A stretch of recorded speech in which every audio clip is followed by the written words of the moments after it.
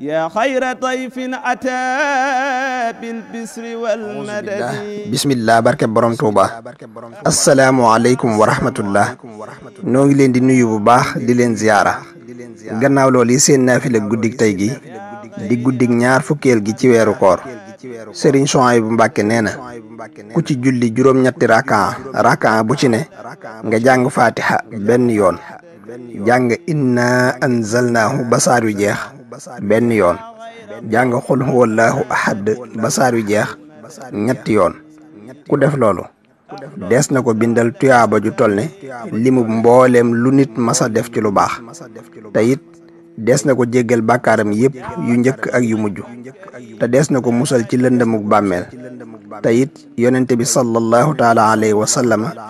lay àndal dugg aljana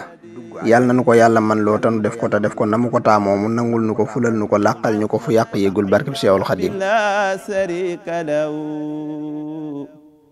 وعند أهل التقى والعلم والرشد